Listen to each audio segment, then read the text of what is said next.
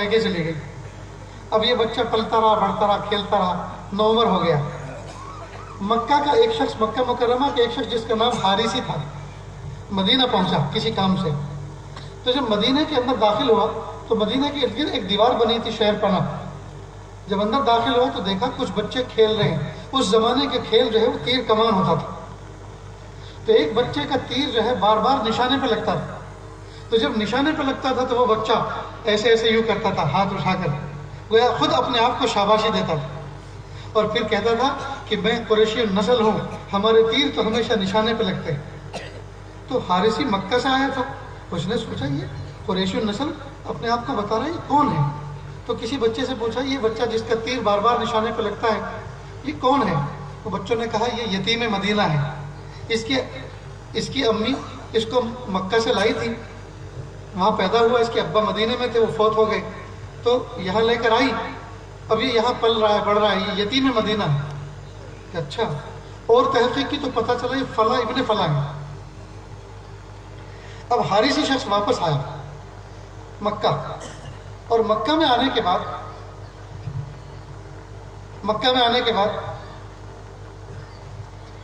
اس کے چچا کو کہا، جس کا نام تھا مطلب، ان کو آ کر کہا کہ میں آپ کے بھتیجے کو دیکھ کر آیا ہوں، وہ بڑا ہوشیار ہے، بہت ذہین ہے، اور میں اس کی صلاحیتوں کو دیکھ کر آیا ہوں، پلیز آپ اس بچے کو اپنے پاس مکہ میں ہی بلا لو، وہ اپنے ننیال میں پل رہا ہے، ددیال میں پالو، جب تمہارے سردار، آپ تو قریش کے سردار ہیں نا، سرداروں کے جی قبیلے میں پلے گا بچہ تو اس کے اندر اور جوہر پیدا ہوں گا، اور اتنی تعریف کی اس بچے کی، اتنی تعریف کی کہ انہوں نے قسم کھا لی میں ضرور لے کر آؤں گا۔ چنانچہ مطلب نکلے سواری لے کر مدینہ اور واپس آئے، تو واپس ان کے پیچھے جو ہے وہ 9 عمر بیٹا شیبہ بیٹھا ہوا تھا، ان کا بھتیجا شیبہ۔ تو نوجوان بچے بیٹھے تھے، انہوں نے پوچھا من ھذا الشاب، یہ جوان کون ہے جو ان کے پیچھے بیٹھا ہوا ہے؟ کہا ایسا لگتا ہے مطلب ادھر سے اکیلے گئے تھے اور ادھر سے یہ نوجوان کو لے کر آئے ہیں، لگتا ہے یہ کوئی غلام خریدنے گئے تھے۔ تو کہا عبد المطلب، یعنی یہ مطلب کا کوئی غلام ہے۔ تو اب تک نام کیا تھا؟ شیبہ، اور اب کیا نام ہو گیا؟ عبد المطلب۔ یاد رہے گا آپ کو؟ عبد المطلب۔ اب یہ بچہ عبد المطلب کے نام سے مشہور ہوا، اس کی شادی ہوئی، عبد المطلب کی شادی ہوئی۔ جب شادی ہوئی، ان کے بچے شروع ہوئے، تو انہوں نے ایک منت مانی کہ اگر میرے مختلف بیویوں سے 10 بیٹے جوان العمر پیدا ہوئے تو میں ایک کو اللہ کی راہ میں قربان کروں گا۔ چنانچہ 10 بیٹے مختلف عورتوں سے 10 بیٹے ان کے پیدا ہوئے۔ تو ایک مرتبہ خواب میں کہنے والا کوئی کہہ رہا ہے تمہاری منت کا کیا ہوا؟ صبح کو اٹھے تو مایوس بیٹھے ہوئے تھے۔ سب بچوں نے پوچھا، بیٹیوں نے پوچھا کہ تم مایوس کیوں ہو؟ کہا میں نے ایک منت مانی تھی کہ 10 بیٹے جوان العمر ہوں گے، ایک بیٹا اللہ کی راہ میں قربان کروں گا، اب کس کو کروں؟ تو اس زمانے میں ایک کاہنہ تھی، اس نے ایک طریقہ بتایا کہ آپ ایسا کرو کہ ایک جان کے بدلے 10 اونٹ اس کا فدیہ ہوتے ہیں، تو تم ایسا کرو بیٹوں کے اندر قرآن اندازی کرو، اور جس کا بھی نام نکلے پھر اس نام اور 10 اونٹوں کے درمیان قرآن اندازی کرو، اور وہاں تک کرتے رہو جب تک کہ قرآن اونٹوں کے نام نہ نکل آئے، اور اونٹ کو قربان کر دو تو اس کی جان بھی بچ جائے گی اور تلافی بھی ہو جائے گی اور تمہاری منت بھی پوری ہو جائے گی۔ بات سمجھ میں آ گئی؟ چنانچہ بیٹوں کے درمیان قرآن اندازی کی، کس بیٹے کو اللہ کی راہ میں قربان کروں؟ تو ایک ان کے بیٹے تھے بڑے خوبصورت، ان کا نام تھا عبداللہ، ان کے نام کا روکا قرآن نکل گیا کہ ان کو قربان کرو۔ تو سارے بھائیوں نے بہنوں نے کہا نہیں نہیں ابا ان کو قربان مت کرنا۔ کہا جس کا بھی نام آئے گا تم تو اسی کو کہو گے، اس کو قربان مت کرنا۔ خیر، اب 10 اونٹ اور عبداللہ کے نام کے درمیان قرآن اندازی کی تو قرآن نکلا عبداللہ کے نام، پھر 20 اونٹ اور عبداللہ کے درمیان قرآن اندازی کی تو قرآن نکلا عبداللہ کے نام، 30 اونٹ اور عبداللہ تو قرآن عبداللہ کے نام، 40 اونٹ اور عبداللہ تو قرآن عبداللہ کے نام، 90 اونٹ اور عبداللہ تو قرآن عبداللہ کے نام، 100 اونٹ اور عبداللہ تو قرآن اونٹوں کے نام۔ تو 100 اونٹ اور عبداللہ کے درمیان قرآن اندازی ہوئی تو قرآن نکلا اونٹوں کے نام، تو 100 اونٹ ذبح کیے گئے اور عبداللہ کی جان بخشی ہو گئی۔ اب یہ بڑے خوبصورت خوب روح جی بھرپور جوانی پہ پہنچ گئے. یہ وہ دور تھا جس دور کے اندر مکہ مکرمہ کے اندر یہ بات مشہور ہو گئی تھی اہل کتاب یہودی اور نصارہ کے اندر کہ وقت کا آخری نبی بس آنے والا ہے. سب علامتیں ظاہر ہو گئی، بس آنے والا ہے آنے والا ہے. یہاں تک کہ اتنا امید ہو گئی تھی لوگوں کو کہ جس کے گھر میں عورت حمل سے ہوتی تھی تو اس کے بارے میں تحقیق کرتے تھے کہ کتابوں کے اندر، آسمانی کتابوں کے اندر جو علامتیں آئی ہیں وہ دیکھو اس گھر کے اندر پوری ہوتی کہ نہیں. اتنی شدت سے انتظار ہو رہا. اس زمانے میں عبداللہ راستے سے چلے جا رہے تھے تو فاطمہ نام کی ایک یہودن مل گئی. اس نے سوچا ہو نہ ہو وقت کے آخری نبی کا باپ یہ عبداللہ ہونے والا ہے. اس کے پیشانی پر ایک نور چمک رہا ہے، اس سے لگتا یہ ہے کہ وہ آخری نبی اس کی پشت سے آئے گا. چنانچہ فاطمہ نے آفر دے دی، عبداللہ مجھ سے نکاح کر لو. عبداللہ نے کہا میرا اور تیرا کچھ جوڑ نہیں بیٹھتا، لہٰذا میں نہیں کر سکتا. کہا بھائی چھوڑو، اگر تم نکاح نہیں کرتے تو مجھے ایسے ہی رکھ لو رکھیل کے طور پر. وہ یوں چاہ رہی تھی چاہے نکاح کے ذریعے چاہے زنا کے ذریعے کچھ بھی ہو، آخری نبی میرے پیٹ سے ہو جائے اور اس کی پشت ہو نہ ہو اس کی پشت سے آنے والا. اندازہ کیجئے کہ کتنا لوگوں کے پاس گیا اس زمانے میں وقت کے آخری نبی کا انتظار ہو رہا تھا اور لوگوں کے پاس علم تھا. حضرت عبداللہ نے کہا کہ بھائی میرا تیرا کوئی جوڑ نہیں بیٹھتا، میں تجھ سے نکاح کرنے والا نہیں ہوں. لہٰذا وہ پہنچے مدینہ، اور مدینہ میں قبیلہ بنو زہرہ کے اندر بہت خوبصورت نیک سیرت ایک بچی کا انتخاب ہوا جن کا نام تھا آمینہ. ان کے ساتھ ان کا نکاح ہوا. تو یہ جو میں دوستوں آپ کو سنا رہا ہوں اتنا یاد رہے گا نا آپ کو. میں اس طرح سے لے کے چل رہا ہوں کہ واقعی کے طور پہ آپ کو زندگی بھر حضور کی سیرت یاد ہو جائے جی. تو ایک بچہ مکہ میں پیدا ہوا، پیدائشی طور پہ اس کی پیشانی پہ بال سفید تھے، شیبہ کے نام سے مشہور ہوا. ابا فوت ہو گئے تو یہ چلا گیا مدینہ ماں کے ساتھ جی، اور وہاں سے واپس مکہ میں اس کے چچا لے کر آئے اور اس کا نام بجائے شیبہ کے عبد المطلب ہو گیا جی.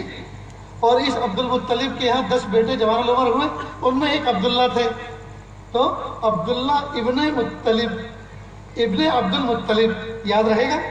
محمد بن عبداللہ بن عبد المطلب، اللہ کے نبی صلی اللہ علیہ وسلم کا یہ شجرہ بنا، محمد ابن عبداللہ ابن عبد المطلب، یاد رہے گا. تو اب ان عبداللہ کا نکاح مدینے میں ہوا آمینہ کے ساتھ. اب میں یہاں سے آپ کو دوسرے انداز سے لے کر چلتا ہوں. تو حضرت عبداللہ حضرت آمینہ کو لے کر جب مدینے سے چلے، کچھ دن وہاں قیام رہا، جب چلے تو مکہ میں جب انٹر ہوئے تو مکہ میں پھر وہ فاطمہ نام کی یہودن ملی، اور اس نے دور سے دیکھ کر کہا عبداللہ جب تم ادھر سے جا رہے تھے تمہاری پیشانی پہ ایک نور چمک رہا تھا، اب وہ نظر نہیں آ رہا. تو کتابوں میں لکھا ہے اس کا مطلب یہ تھا کہ وہ نور اب عبداللہ کی پشت سے حضرت آمینہ کی رحم کی طرف منتقل ہو چکا تھا. سمجھ رہے اشارہ؟ حضرت آمینہ کی طرف منتقل ہو چکا تھا، یعنی حضرت آمینہ امید سے ہو گئی. مکہ مکرمہ میں اس زمانے کے اندر بزنس تو کوئی تھا نہیں، یعنی کھیتی باڑی تو کوئی تھی نہیں، تو آمدنی کے ذریعے بزنس ہوتا تھا. تو وہ لوگ بزنس مین تھے، تاجر لوگ تھے، اور تجارت کے لیے ملک شام کی طرف وہ سفر کیا کرتے تھے. تو اعلان ہوا کہ بھائی شام کی طرف قافلہ جانے کے لیے فلاں ڈیٹ طے ہوئی ہے، لہٰذا سب لوگ اپنا مال سامان تیار رکھیں، بیچنے والا خریدنے کی تیاری پوری رکھیں، لہٰذا فلاں دن قافلہ چلے گا. سیکورٹی کا مسئلہ ہوتا تھا تو سب لوگ اجتماعی طور پر جاتے تھے. اس قافلے کے اندر حضرت عبداللہ بھی تیار ہو گئے سامان لے کر. تو جب قافلہ چلنے لگا تو حضرت آمینہ نے ان سے کہا عبداللہ آپ جا رہے ہو اور میں کسی حال سے ہوں، یعنی امید سے ہوں، لوٹ کے تم جلدی آنا، تمہارے بغیر اکیلے رہنا ذرا مشکل ہے. اس طرح کی محبت کی کچھ بات کہی. وہ چلنے لگے ہاں میں جا رہا ہوں اور لوٹ کے جلدی آؤں گا. اور جب قافلہ آنے کا اعلان ہو نا، منادی ہو گھنٹی بجے کہ قافلہ آ گیا ہے، تو تم دروازے پہ کھڑے ہو کے میرا استقبال کرنا. محبت کی باتیں کہی. اب یہ قافلہ رخصت ہو گیا. حضرت آمینہ دروازے کی درجوں سے دیکھتی رہی. جب وہ قافلہ نظروں سے اوجھل ہو گیا اب دروازہ بند کر. اللہ کی شان، یہ قافلہ واپس آیا. شہر میں اعلان ہوا، گھنٹی بجی کہ بھائی قافلہ آ گیا ہے، جس کو خریدنا ہو جلدی سے آ جاؤ، مارکیٹ میں چوراہے پر مال رکھا گیا، خرید لو. اور جتنے بھی لوگ تھے سب اپنے اپنے گھروں میں منہ ہاتھ دھونے کے لیے گھر والوں سے ملنے، بچوں کے سر پہ ہاتھ پھرانے پہنچے، تو ہر ایک نے اپنے اپنے کا استقبال کیا۔ حضرت آمینہ دروازے پہ کھڑی رہی، انتظار کرتے رہی۔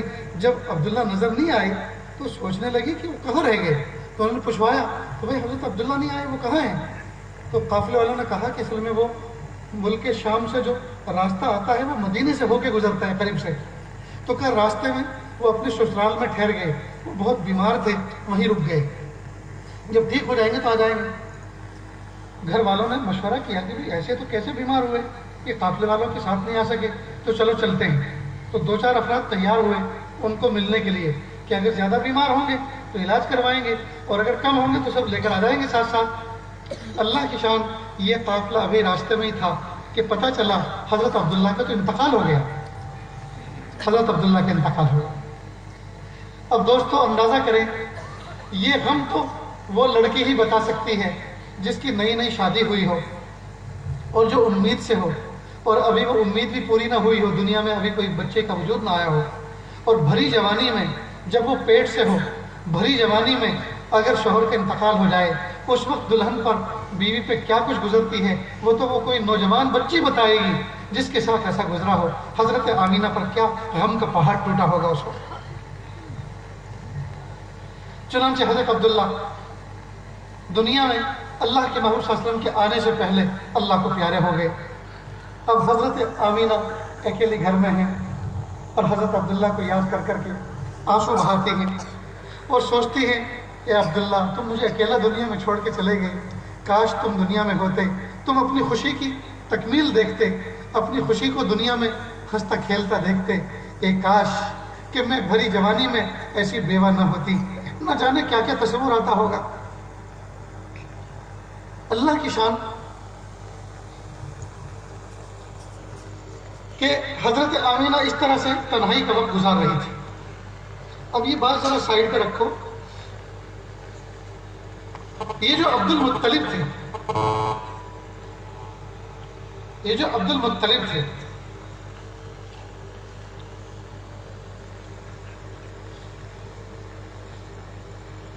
ان کے خواب میں کسی کہنے والے نے یہ کہا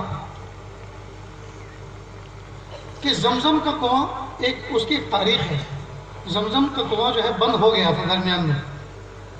قبیلہ بنو جرہم جو حضرت اسماعیل علیہ السلام کے سسرال والے تھے، اور عمالقہ، 2 قوموں کی لڑائی ہوئی تھی، خیر ایک لمبی تاریخ ہے اس کی، تو انہوں نے کنواں بند کر دیا تھا، پتھر مٹی وٹی سب بھر کے پیک۔ اب مکہ میں پانی کی بڑی تکلیف تھی۔ عبد المطلب کے خواب میں کسی کہنے والے نے کہا کہ ان کو بشارت ہوئی کہ کعبۃ اللہ کے پورب کی سائڈ میں آپ اتنے فاصلے پر کھودو تو تمہارے ہاتھوں سے زمزم دوبارہ جاری ہو جائے گا۔ اب انہوں نے اپنے بیٹے حارث نام کے شخص کے ساتھ کھودنا شروع کیا۔ جب کھودنا شروع کیا تو لوگوں نے پوچھا کہ عبد المطلب یہاں پینے کو پانی نہیں، جینے کو پانی نہیں، یہ تھا زمزم کا کنواں کسی زمانے میں، اب کچھ نہیں ہے، خواہ کی تم یہ کیا محنت کر کے یہ اپنی قوت کو ضائع کر رہے ہو، کہ تم اپنا کام کرو، مجھے بشارت ہوئی ہے مجھے کھودنے کا، پھر تو ہم بھی تمہارے ساتھ لگیں گے۔ چنانچہ کچھ لوگ جڑ گئے مٹی نکالنے میں۔ اللہ کی شان، آخری کدال، آخری تیشہ لگا اور چٹان ٹوٹی اور پانی کا چشمہ زور و شور کے ساتھ جاری ہو گیا۔ لوگوں نے خوش ہو کر عبد المطلب کو کعبۃ اللہ کا متولی بنا دیا کہ ان کے ہاتھوں سے زمزم کا پانی دوبارہ جاری ہوا ہے تو یہ تو بڑا خوش قسمت آدمی ہے، لہٰذا ان کو بیت اللہ کا متولی بنا دیا۔ اللہ کی شان، اس زمانے میں کعبۃ اللہ کو گرانے کے لیے یمن کی طرف سے، صنعاء کی طرف سے ایک شخص ابرہہ نام کا ایک لشکر لے کر چلا، ہاتھیوں کا لشکر لے کر کعبۃ اللہ کو گرانے کے لیے۔ اصل میں اس کا مقصد یہ تھا کہ اس نے ایک گرجا بنایا تھا یمن میں، صنعاء میں، اور وہ یہ چاہتا تھا کہ لوگ جو کعبے کی طرف جاتے ہیں، حج کرتے ہیں، ادھر جو جاتے ہیں، بجائے ادھر جانے کے وہ ہماری گرجا کی طرف آیا کریں۔ لیکن جب دیکھا کہ اس کو مقبولیت حاصل نہیں ہو رہی تو ایک اس کی ایک تاریخ ہے پوری، وہ چلا اور کہا کہ اس کعبے کو ہی گرا دو، نہ رہے باس نہ بجے بانسری، جب یہاں کچھ ہوگا ہی نہیں تو لوگ آئیں گے کہاں سے۔ چنانچہ وہ ہاتھیوں کا لشکر لے کر مکہ مکرمہ کی طرف نکلا۔ مکہ کے قریب میں مینا کے میدان میں اس نے اپنے ہاتھیوں کا لشکر ٹھہرایا۔ اس زمانے کے اندر جو جنگیں ہوتی تھی وہ آج کل کے پڑھے لکھے جاہلوں جیسی نہیں ہوتی تھی. پتہ نہیں میرا اشارہ آپ سمجھ رہے ہیں کہ نہیں. آج کل کے پڑھے لکھے جاہلوں جیسی جنگ نہیں ہوتی تھی کہ پوری انسانیت جانور مخلوق سوئے ہوئے ہیں اور اوپر سے کارپیٹ بمباری کر دیتے ہیں اور کہتے ہیں آج کل کے لوگ بڑے ہوشیار ذہین ہیں، انسانوں کا خیال رکھتے ہیں. ارے کیا انسانوں کا خیال رکھتے ہیں؟ آج کے دور کے اندر سب سے بڑا سپر پاور وہ سمجھا جاتا ہے جس کے پاس انسانوں کو ہلاک کرنے والا سب سے بڑا ہتھیار ہو. ہے کہ نہیں بھئی؟ جس کے پاس سب سے زیادہ ہتھیار وہ سب سے زیادہ طاقتور. ایسا ہی ہے نا؟ جس کے پاس سب سے زیادہ خطرناک ہتھیار وہ سب سے زیادہ ذہین. ایسا ہی ہے کہ نہیں؟ تو اس زمانے میں ایسی جنگیں نہیں ہوتی بلکہ کبڈی ہوتی تھی. جنگ کیا ہوتی تھی؟ کبڈی کھیلی جاتی تھی.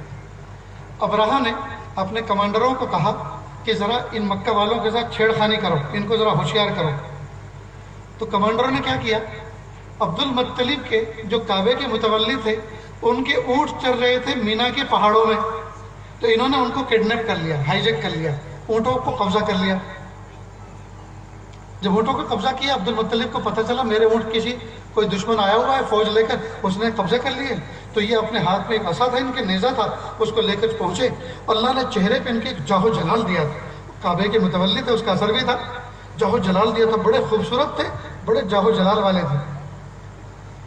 تو ان کے جاہ و جلال کو دیکھ کر ابرہہ کی یہ ہمت نہیں ہوئی کہ جو تخت اس کے لیے بچھایا گیا تھا اس پر وہ بیٹھا رہے. تو فوراً نیچے اترا اور نیچے الگ سے کارپیٹ بچھائی گئی، اس پہ ان کو بٹھایا. کہا کہ بتاؤ کیسے آنا ہوا؟ کہا ہاتھ الابل، میرے اونٹ لاؤ. کہ تم اپنے اونٹ لینے کے لیے آئے ہو؟ ہم تو تمہارا کعبہ گرانے کے لیے آئے ہیں. اس کے بارے میں کچھ بات کرو. کہ سنو، انا رب الابل، میں اونٹوں کا مالک ہوں لہٰذا اونٹوں کی بات کر رہا ہوں. وَأَمَّا الْبَيْتُ فَإِنَّهُ رَبٌّ سَيَحْمِيهِ. رہی بات کعبۃ اللہ کی، تو کعبۃ اللہ کا تو ایک رب ہے، وہ خود اس کی حفاظت کرنا جانتا ہے، لہٰذا میں تو اونٹوں کا مالک ہوں، اونٹوں کی بات کر رہا ہوں. ابرہہ نے سوچا یہ تو بڑا بیوقوف آدمی معلوم ہوتا ہے، اپنے کعبے سے اس کو محبت نہیں، اس کے بارے میں کچھ ڈیل کرنی چاہیے تھی، معاملہ کرنا چاہیے تھا، یہ تو اونٹوں کے بارے میں بات کرنے آیا. تو اس نے اپنے کمانڈر سے کہا بھائی ان کے اونٹ دے دو. اونٹ دے دیے. سارے اونٹوں کو ہنکار کے مکہ میں آئے اور 100 اونٹ تقریباً کعبۃ اللہ کے اوپر وقف کر دیے، کعبۃ اللہ کی نظر کر دیے. اور سارے لوگوں کو اے لوگوں، وہ ابرہہ ہاتھیوں کا لشکر لے کر آیا ہے، ٹینک لے کر آیا ہے، اس زمانے میں ہاتھیوں کا لشکر لے کر آیا ہے. ہماری ہمت نہیں ہے کہ اس کا مقابلہ کریں. ایسا کرو تم سارے کے سارے لوگ پہاڑوں پہ چڑھ جاؤ. تو کوہ ابو قبیس پر، جبل عمر پر اور شامیہ پہاڑوں پر سب لوگ چڑھ گئے. اب عبد المطلب سرداران قریش کو دو چار کو لے کر آئے اور کعبۃ اللہ کا غلاف پکڑ کر، اس کے کڑے پکڑ کر جو دروازوں میں لگے تھے پکڑ کے گڑ گڑائے اور کہا اے رب، اے رب، ہمارے اندر تو اتنی بھی ہمت نہیں ہم اپنے گھر بار کی حفاظت کر سکیں. ہم کیا تیرے گھر کی حفاظت کریں گے؟ ہم کمزور بندے ہیں. ہم تو جا رہے ہیں اوپر پہاڑوں پر بیٹھ کر، وہاں ہم تیری شان کا کرشمہ دیکھیں گے، ہم تیری حفاظت کا کرشمہ دیکھیں گے کہ تو کیسے اپنے گھر کی حفاظت کرتا ہے. ہماری اتنی ہمت نہیں ہے کہ ہم اس کا مقابلہ کر سکیں. اللہ کی شان، اللہ کی شان. ادھر یہ معاملہ ہوا، ادھر مینا کے اندر یہ معاملہ ہوا کہ ابرہہ نے سارے کمانڈروں کو، فوجیوں کو کہا چلو بھائی حملہ کرو، تیاری کرو. اب وہ ڈنکا بجا، ڈھول بجا، فوج تیار ہوئی. اب فوج نے چلنا شروع کیا. ہاتھیوں کو چلا رہے ہیں، اللہ کی شان کہ وہ چلنے کے لیے تیار نہیں. فیل بانوں نے ان کو مار مار کے لہو لہان کر دیا.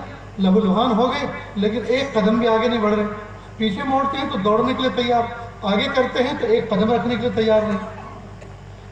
ابھی یہ معاملہ ہو ہی رہا تھا کہ جدہ کی طرف سے چھوٹے چھوٹے پرندے، چڑیوں سے تھوڑے بڑے، کبوتروں سے تھوڑے چھوٹے، اپنی چونچ میں اور 2 پنجوں میں 3 کنکریاں لے کر آئے اور انہوں نے اوپر سے بمباری شروع کی. یہ انسانیت کی تاریخ میں پہلا فضائی حملہ ہوا. چنانچہ انہوں نے وہاں سے وہ گولیاں پھینکنی شروع کی، وہ بارود پھینکنی شروع کی. کہتے ہیں کتابوں میں لکھا ہے کہ وہ چھوٹی چھوٹی ننھی کنکریاں آتی تھی، بلیٹ اور گولی سے بھی زیادہ سخت آتی تھی اور ہاتھیوں کے جسم کو چیرتی ہوئی زمین میں جا کے گھستی تھی اور ہاتھی چنگھاڑتے تھے، یہاں تک کہ سارا لشکر چکنا چور ہو گیا، چکنا چور ہو گیا. اور اللہ پاک نے ان کی تباہی کی داستان قرآن پاک کے اندر سورہ الم ترا کے